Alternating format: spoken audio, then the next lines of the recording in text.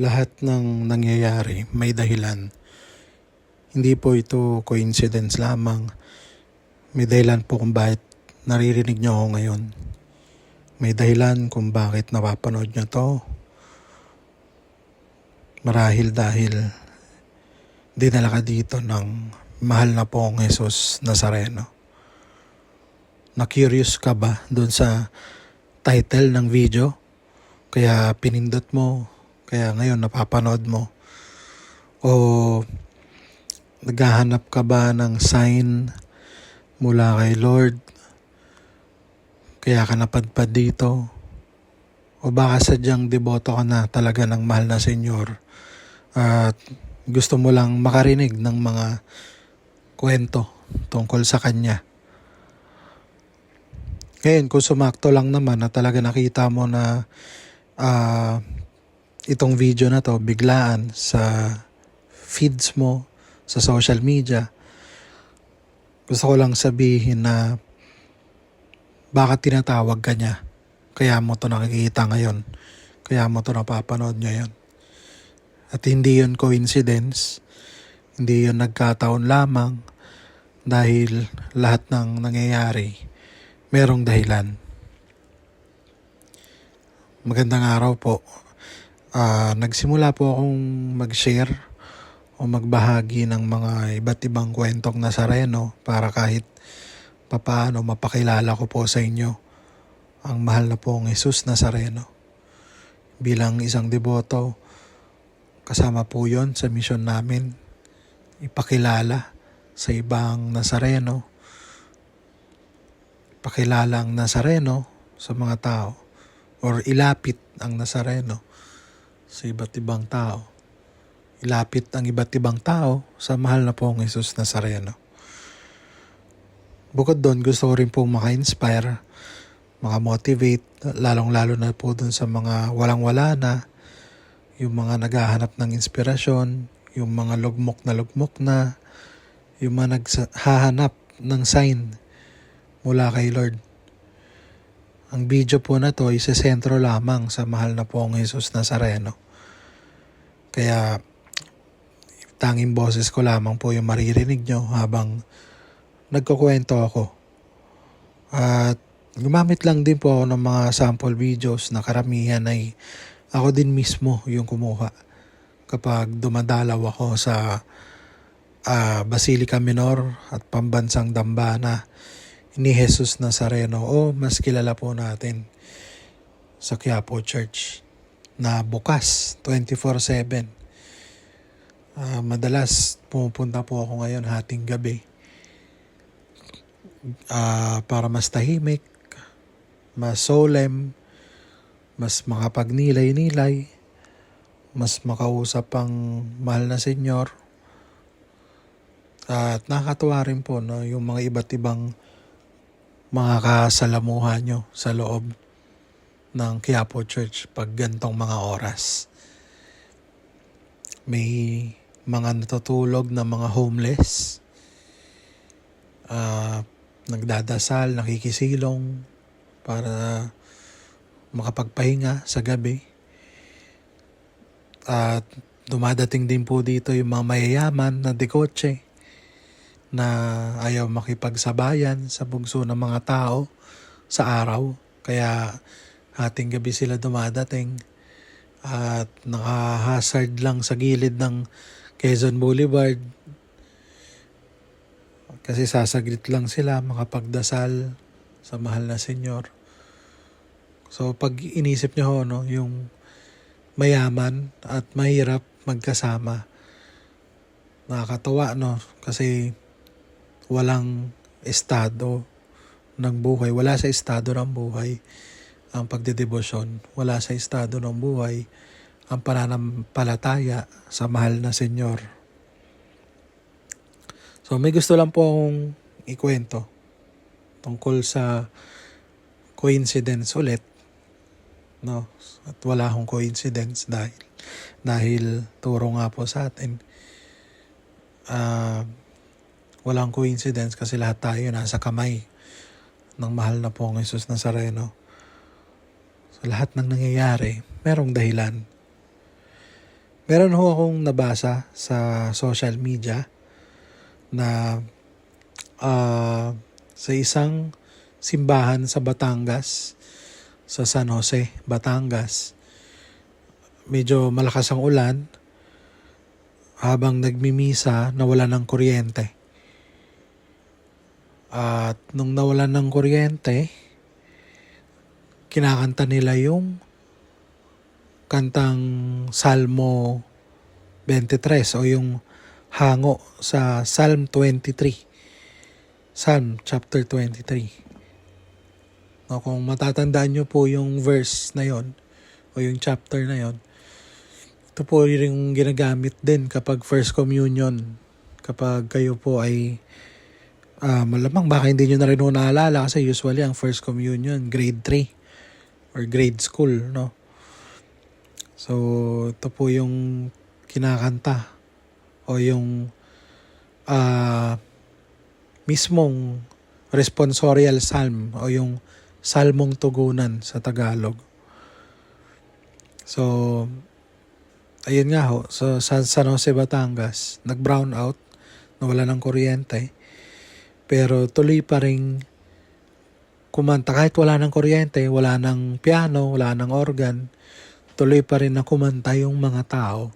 Kaya medyo nag-viral siya ng konti kasi nakakatawa daw panoorin na nawala na ng kuryente, nawala ng ilaw, pero yung mga tao na nasa loob ng simbahan ay tuloy pa rin sa pagkanta nung Salmo 23, no?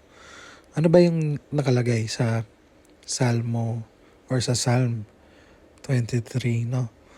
Ang pinaka sinasabi po doon is yung the Lord is my shepherd, diba? Yun yung simula nun. O yung sa Tagalog, ang Panginoon ang aking pastol, hindi ako magkukulang. Ako ay kanyang pinagpapahinga sa mainam niyang pastulan. Inakay ako sa tahimik na batis at dulot niya'y bagong lakas. Tapat sa pangakong ako'y sasamahan niya sa tuwid na landas. Daan may puno ng dilim o ligalig, hindi ako mangangamba. Tungkod mo't pamalo ang siyang gagabay sa akin at sasanggalang tuwina. So, usually na-associate to itong chapter or verse na ito kapag nasa gitna ng kalamidad or nasa gitna ng worries, namomroblema ka.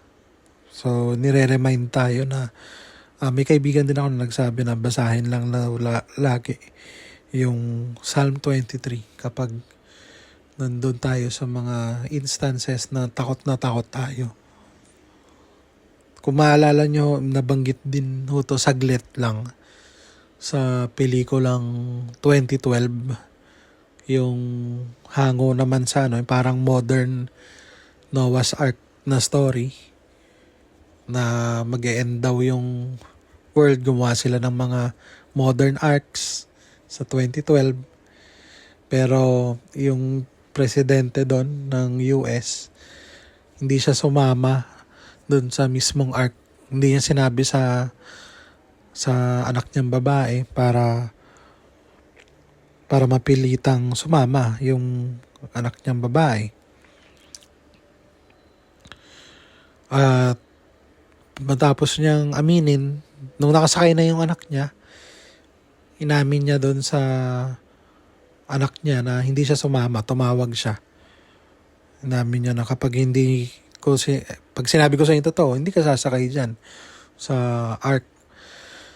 And bilang president ng United States, doon sa movie na yon, doon sa pelikula, in-address niya rin yung mga tao na naiwan at mga taong aanudin din ng baha. So sabi ng presidente doon na magkakaiba man sila ng belief, magkakaiba man sila ng race, pero united sila doon sa moment na yon, no? Bago bago maputol yung live broadcast ng presidente, ito ring Psalm 23 yung sinabi niya, no? The Lord is my shepherd. I shall not, ano yung sinabi niya? Doon na naputol. Tapos, yun nga, nung nakita ko sa Facebook, yung video na yon na medyo viral kasi nga, nawala ng kuryente pero tuloy-tuloy yung pagkanta ng mga tao. For some reason, napunta ako doon sa comment section. And ako nga'y naniniwala, ako'y believer na lahat ng nangyayari may dahilan. At natuwa rin ako nung nabasa ko yung comment na yon. Kaya sinave ko siya at gusto kong i-share dito. Gusto kong ibahagi yung sinabi niya. Sabi nung nag-comment, this somehow makes me reflect sa mensahe ng Salmo 23 o Psalm 23.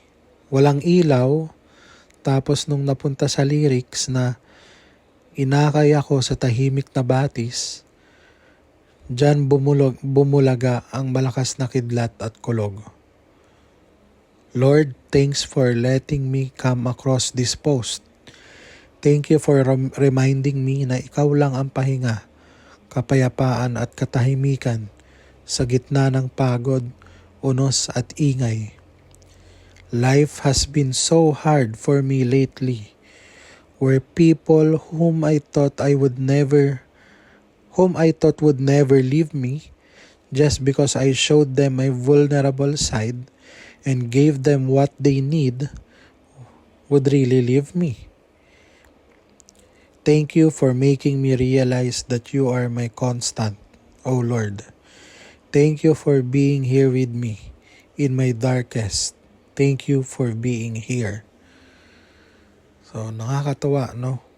Kasi, yung nagko-comment na yon, kasi nung dun sa video, pagka banggit dun sa lyrics na inakay ako sa tahimik na batis, sumabay naman yung kulog, na malakas na kulog.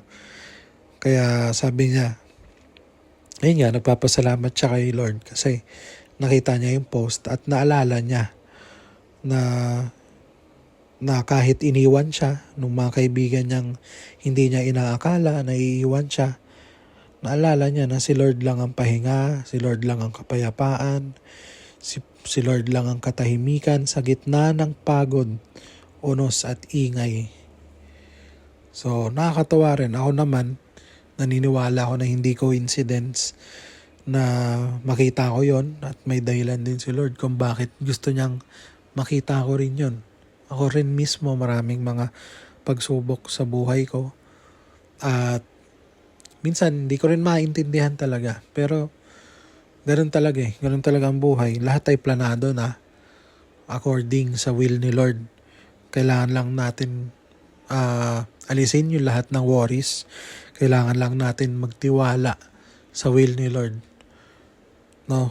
So, isa rin yun sa gusto kong, isa din yun sa dahilan kung bakit medyo nag-enjoy ako pumunta ng hating gabi sa simbahan ng Quiapo. Kasi, yung thought na ang dilim, nasa dilim ka, nasa gitna ka ng dilim, pero ang nakita mo lang na liwanag ay yung mahal na pong Jesus Nazareno, na pinapaalala sa atin na kahit gaano kadilim yung nangyayari sa buhay mo, ang liwanag hindi mawawala. Hindi magagapi ng dilim ang liwanag. At ang liwanag ay ang mahal na pong Jesus Nazareno. Kailangan lang natin lakasan yung loob natin. Kailangan lang nating maniwala, magtiwala na lahat ng distraction matatapos din yan at some point. So hold on lang, kapit lang. Huwag mo nga hayaang kainin ka ng dilim. Huwag mong hahayaang kainin ka ng lungkot. At mas lalong huwag mong hahayaang kainin ka ng galit.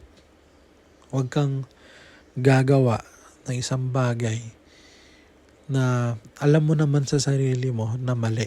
Huwag mong hayaang mag-take over yung emotions mo. Kasi minsan ganun no? Sa sobrang lungkot, sobrang stress, nahayaan natin mag-take over yung emotion. Tapos later on, marirealize natin na mali pala yung ginawa natin. Kasalanan pala yung ginawa natin. Hindi natin naisip na magagawa tayong kasalanan. Gusto natin lagi as much as possible maging mabuting tao. Pero dahil hinayaan natin mag-take over yung emotions, hinayaan natin mag-take over yung lungkot, nakalimutan natin na nandyan lang si Lord para sa atin. Nakalimutan natin na hindi mawawala ang mahal na pong Jesus Nazareno sa buhay natin. Wala po itong pinagkaiba nung mga panahon ng pandemya na hindi tayo makapagsimba. Di ba? Hindi tayo makapagsimba. Ang pinakatinuro sa atin ni Lord doon, kahit wala tayo sa simbahan, pwede tayo magdasal. Kahit wala tayo sa simbahan, pwede nating maramdaman si Lord. Pwede nating maramdaman yung pagmamahal ni Lord kahit wala tayo sa loob ng simbahan.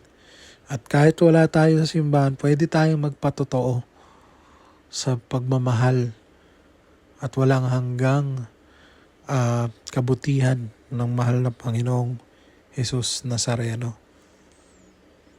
So, nung pandemic, takot na takot tayo. Parang anytime, dadapuan tayong sakit.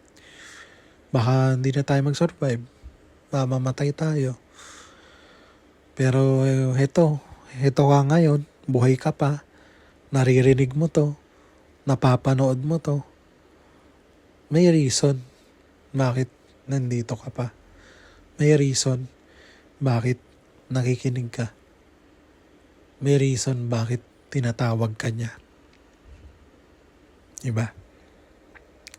So, napaganda pong chapter or verse niyang Psalm 23. At nakakatawa na mabasa yung taong, siguro yung nag-comment na yon ay down na din talaga. No, ang ganda na sinabi niya kasi, ayun nga sabi niya, napareflect daw siya. Walang ilaw tapos sumakto pa daw doon sa lyrics. Ang dami ko ring instances na ganyan. Nakuwento ko na rin doon sa mga huling episodes. No? Hindi ako naniniwala sa coincidence. Laging may rason. Yung mga simpleng bagay na ganon, na out of nowhere, makikita mo sa newsfeed mo, o kahit hindi sa social media. Kunyari naglalakad ka lang, bigla mong makikita ang pangalan na mahal na Senyor. O nasa labas ka, bigla kang makakarinig ng kanta na pangsimbahan, tapos yung lyrics tatago sa puso mo. Lahat yun may reason. Lahat yun pinadala ng Diyos para mahimasmasan ka. Para maisip mo na hindi pa katapusan ng lahat. Diba sabi niya nga dito nung nag-comment, no? Life has been so hard for me lately. Where people whom I thought would never leave me just because I showed them my vulnerable side and gave them what they need would really leave me. So dito, yung nag-comment, iniwan siya ng mga kaibigan niya. Pero despite that, pinadalhan siya ng sign. Kaya nagpapasalamat siya. Sabi niya, thank you for making me realize that you are my constant, O Lord. Thank you for being there or for being here with me in my darkest. Thank you for being here. So, marami ring nag-react, nag-like, nag-heart doon sa comment niya. And for sure, for sure hindi lang ako yung nakaisip na pinapabasa din sa akin ni Lord yung comment na to. Kasi may gusto siyang ipadama sa akin. So ako marami rin akong hinihintay, marami rin akong dasal na hinihintay na mag-grant. And naniniwala ako na pinadala din yun ni Lord, yung comment na yun para sa akin. At naniniwala ako kung sino mang makakarinig nito o makakapanood nito, may rason din. May rason din si Lord. Bakit kanya dinala dito sa video na ito? Bakit niya gustong marinig yung pag-share ko? Diba? So, dito ko na po tatapusin yung episode na to. Sana po suportahan nyo po yung mga susunod ko pang i-upload na episodes. Tuwing Biyernes po ako nag-upload. Tuwing Quiapo Friday, araw ng mahal na Senyor, araw ng mahal na pong Jesus Nazareno. Kung nais nyo pong mag-share din, kung gusto nyo magbahagi ng sarili nyong kwentong Nazareno, pwede po kayong mag-email sa akin at babasahin po natin dito para mabahagi sa ibang mga kadeboto. I-send nyo po lamang sa nakikita nyo sa screen nyo, kwentong Nazareno at outlook.com. Huwag po kayo mahiya kasi napakasarap po sa pakiramdam kapag yung mga kwento nyo ay nakakatulong sa iba dahil na-inspire at na-motivate natin sila.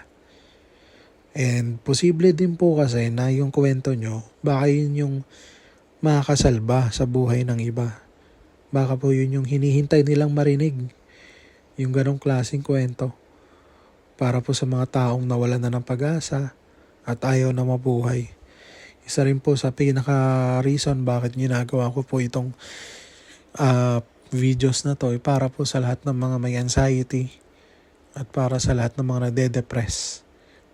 Ako rin po ay dumaan sa ganyang stage ng buhay at ang masasabi ko po ay hindi ako pinabayaan ng mahal na pong Jesus Nazareno.